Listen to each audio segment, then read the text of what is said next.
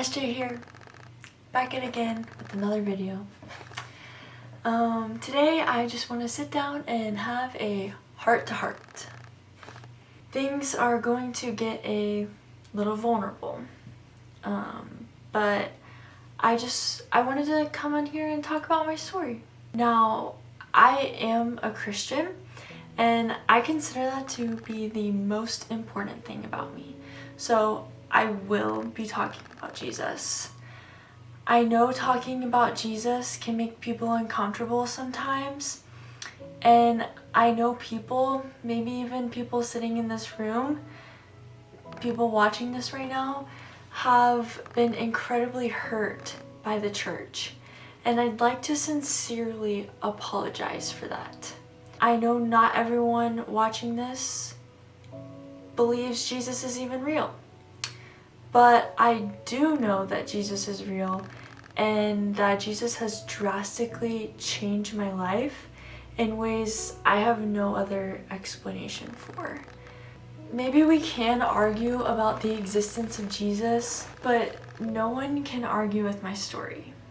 So here it goes. I am blessed to say that I grew up in such a loving family. I'm the oldest of 4 girls. Yeah, all girls. I was born in Houma, a city down in South Louisiana, even below New Orleans. My childhood consisted of crawfish boils and church potlucks. My parents were, and still are, very strong Christians, so I grew up in the church. We went to the church my grandfather, or as I call him, granddaddy, pastored. When I got to kindergarten, my family moved to Van Buren, Arkansas. We were there for about 2.5 years, and then we moved to Springdale when I was in 2nd grade. Now, you can definitely say my elementary school years were filled with anxiety. I was always the new girl. It felt like I went from new school to new school to new school to new school. 4 different schools in 2nd grade alone, might I add. You'd think that being the new girl would have just gotten easier, but it never did. I was always known as the good girl. I was terribly afraid of doing anything wrong and absolutely did not want to face any of the consequences. This led to lots of anxiety as a little girl. In no way did I want to disappoint my parents or disappoint God. I started going to therapy in about 3rd grade, and over time, as I got older, I learned how to somewhat manage my anxiety. But I can sit here today and tell you that yes, it's gotten easier, but it doesn't just go away.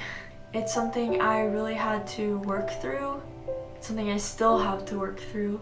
Well, let me tell you, I'm still in the process of learning how to handle it. Growing up in the Christian home that I lived in, the gospel was presented to me multiple times. My mom and dad explained the gospel story to me over and over, all throughout my childhood. I could tell it to you from beginning to end. And they would always end with asking me if I wanted to ask Jesus into my heart, if I wanted to become a Christian. But multiple times I said no. I was scared and I didn't understand. I didn't want to give someone else control over my life. I wanted to do things how I wanted to do them.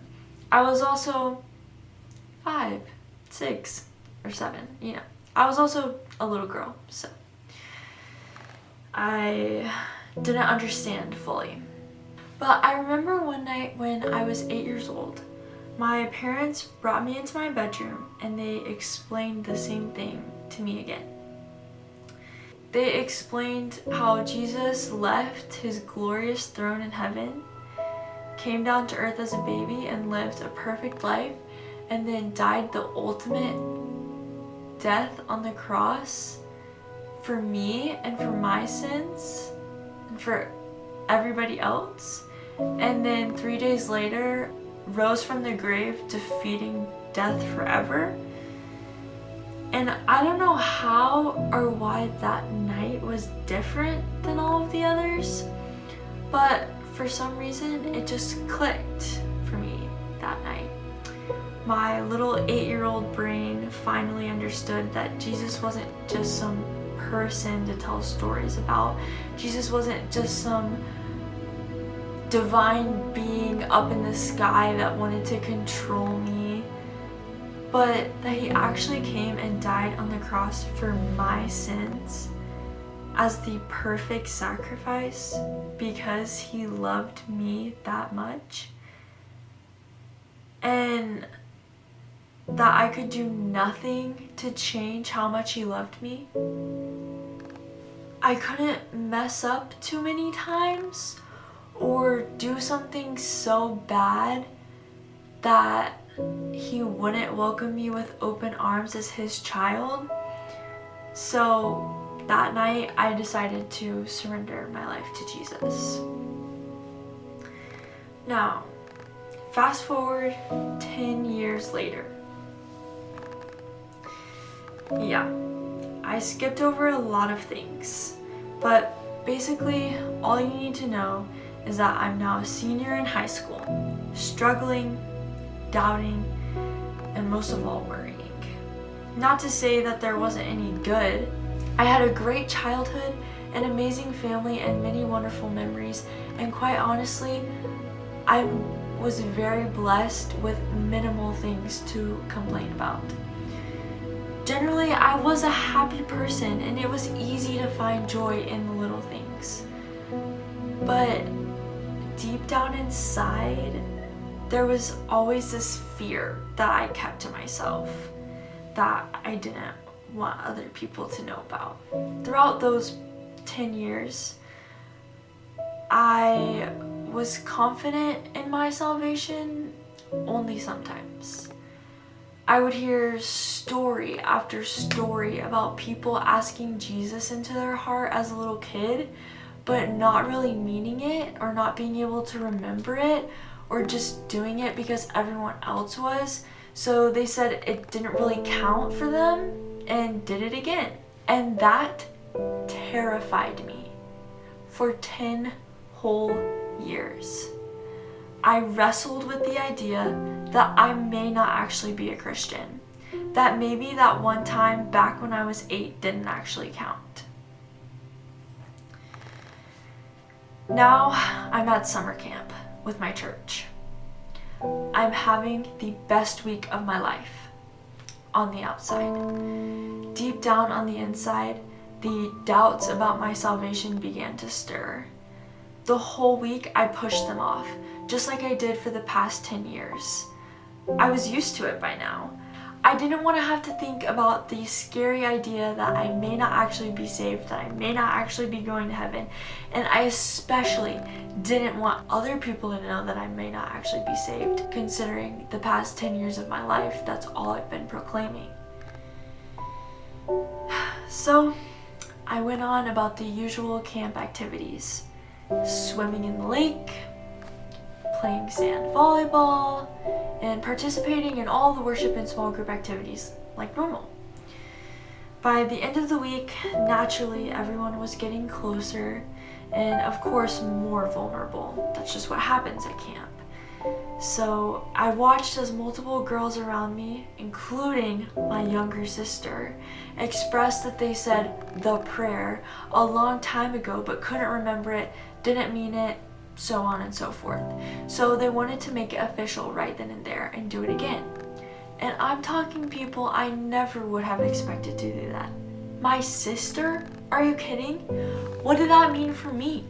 If hers wasn't real, then how was mine supposed to be?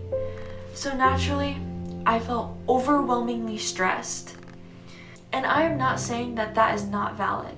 I have no right to say what is wrong in someone else's story. That is their story. I am talking about me personally. So here we are, the last day of camp, the last late night worship session. It's probably around 11:30 p.m. and I am sobbing.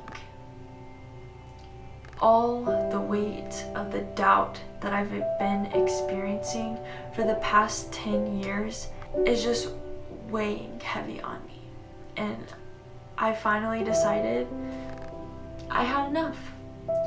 I went and found the leader and I poured out everything I'd been holding in. I couldn't take it anymore.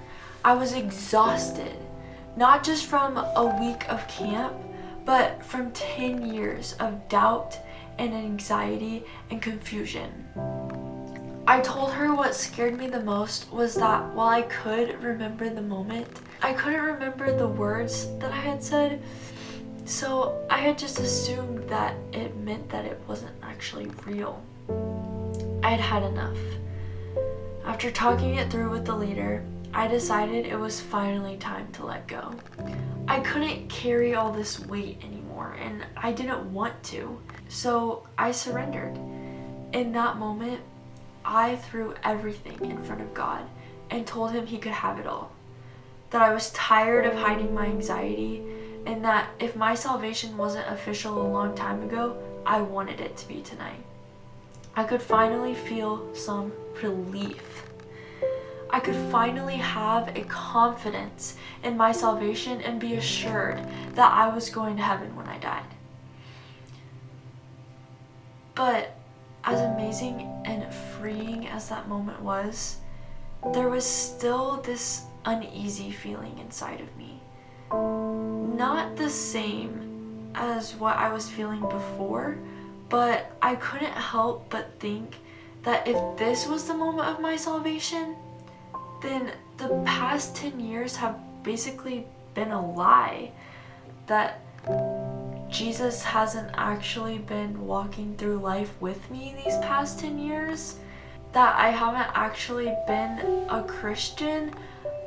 Something about that just didn't sit right with me. So I went to bed and I woke up the next morning and the feeling wasn't gone. In fact, it had gotten stronger. They asked everyone who had given their life to Jesus that night to make a video about it. And in the video, I had to say that that specific date was the day of my salvation. And as soon as I said it, I just remember crying. I just started crying because all I could think of was, that's not true. There's no way that moment didn't count when I was 8. And I just felt this conviction from the Holy Spirit telling me, just because I was 8 years old, just because I was young, just because I can't remember the words that I said, doesn't mean that he wasn't able to save me. Doesn't mean that he was incapable of saving me. It doesn't mean that I didn't actually mean it. It just means it was a long time ago. It was a long time ago, and the devil is real, and he's out there trying to do anything he can to turn us away from Jesus. And for me, that meant trying to distract me with anxiety and doubt. And after talking to multiple people about it, I came to the conclusion that actually that moment back when I was 8, that was my moment of salvation. That did actually count. But that doesn't mean camp, senior year, 10 years later meant nothing. That was my moment of surrender. That was when I completely surrendered all of my doubts and fears and worries to God. And I wouldn't be the person I am right now without either of those moments. And while I get to walk my life with Jesus, fighting my battles for me, that doesn't mean that my life is easy. Trust me, my life has been anything but easy. Basically, I just want people to know that just because you know Jesus doesn't mean that you're exempt from anything hard.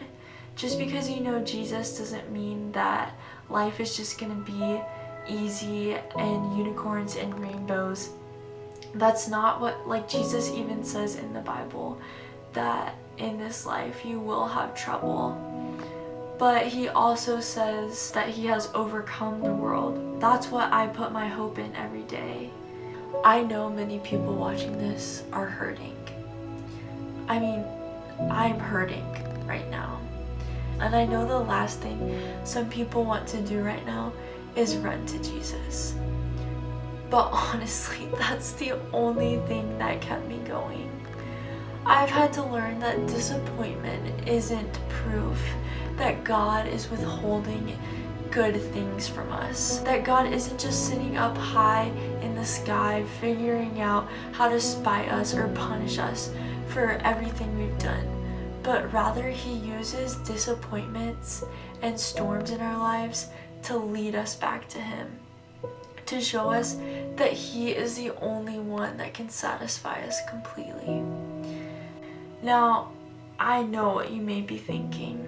I don't know why God allows certain things to happen to certain people. In fact, sometimes you can even find me in my car yelling at God, asking this same question. But I do know that God says he works all things together for my good. Maybe that just means God and I have different definitions of what is good for me. Ultimately, I'm learning to trust that he can see the bigger picture. What a roller coaster my life has been. What a roller coaster this past year has been. But despite the fact that this year had many more lows than highs, I'm still here to say that God is faithful and is working all things out according to his perfect plan. And while I don't understand why, ultimately, that's not my job. As hard as that is to come to terms with, understanding why is not my job. My job is to worship. My job is to trust. My job is to proclaim the goodness of Jesus despite the storms that I'm walking through. I'm still in the process of learning many lessons right now, but I'm trusting that one day I can look back on this time and cherish these lessons forever. So, for anyone stuck in a dark hole that you didn't choose or ask to be shoved into, I want you to know that there's hope. One day, a ladder will be let down and you'll be able to crawl all the way out, back into the light. I'm still climbing the ladder, so just know you're not climbing alone.